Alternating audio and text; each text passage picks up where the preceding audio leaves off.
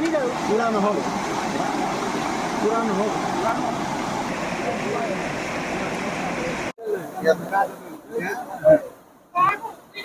তাতে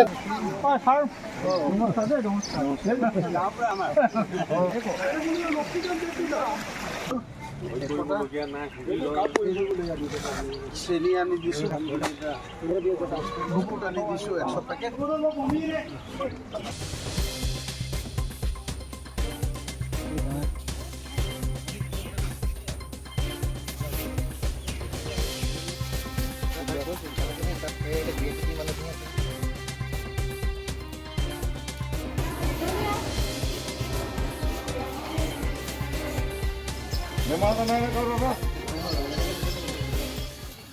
বিভিন্ন ঠাইত যথেষ্ট অঞ্চল বিশেষভাৱে দিহিং আৰু দিচাং এই দুখন নদীয়ে কিছু ৰাইজক ক্ষতিগ্ৰস্ত কৰিছে। আজিৰ পৰা লাহে লাহে পানী কমিব আৰম্ভ কৰিছে। আমাৰ 2-4টা জেগাত দিহিঙৰ মথাউৰিটো লৈ যথেষ্ট শংকাৰ সৃষ্টি হৈছিলে। আমাৰ ধমন চেঁচাবিল ঘূৰ্ণিবাৰী এই অঞ্চলত অন্যহাতে যোৱা দুদিনৰ আগত হলগুৰি যিটো দিহিং বান্ধ আছিলে তাত আছিলে অলপ এটা চিন্তা বিষয়। ঠিক তেনেধৰণে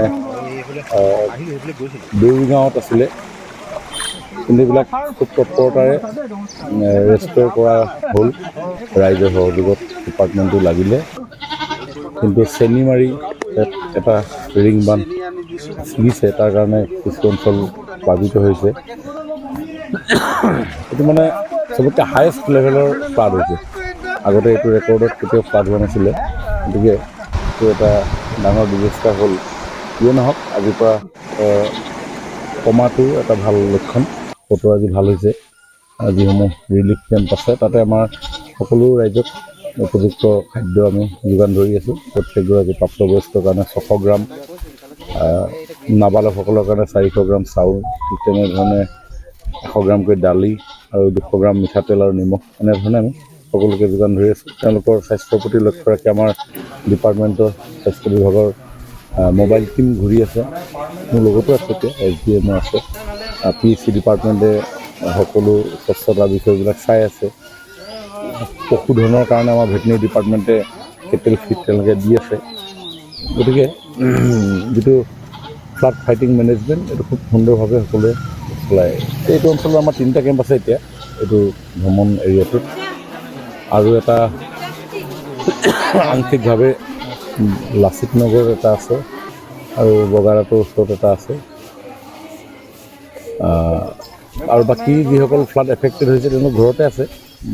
বহুত তেওঁলোকক আমি ৰিলিফটো ঘৰতে আমি যোগান ধৰি আছোঁ।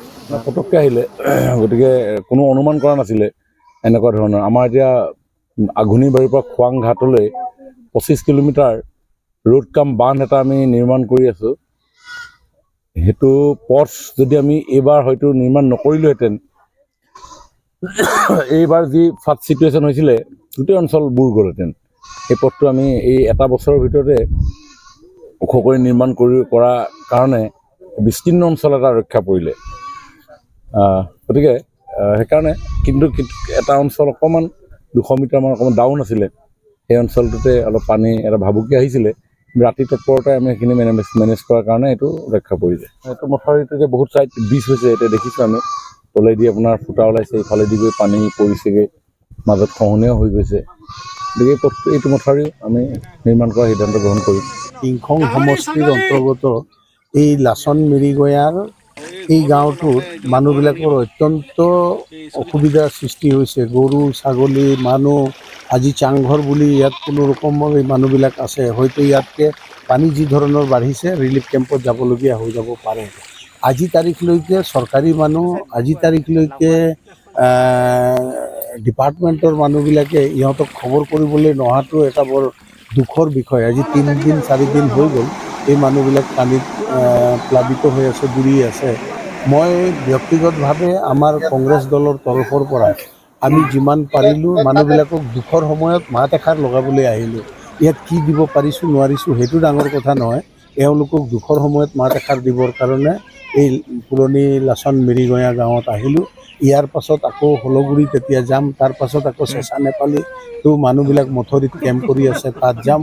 এতিয়া ডাঙৰ কথাটো হৈ গ'ল যে সমগ্ৰ অসমত যি ধৰণৰ এইবাৰ বানপানীয়ে এতিয়া মানুহবিলাকক হাৰাশাস্তি কৰিছে, গভৰ্ণমেণ্টৰ তৰফৰ পৰা আমাৰ কেন্দ্ৰীয় গৃহমন্ত্ৰীয়ে যি ধৰণৰ কৈছিলে যে অসমৰ বান সমস্যাটো সমাধান হৈ যাব বুলি, কিন্তু বান সমস্যা সমাধান হোৱাতকৈ বৰঞ্চ বাঢ়িহে গৈছে।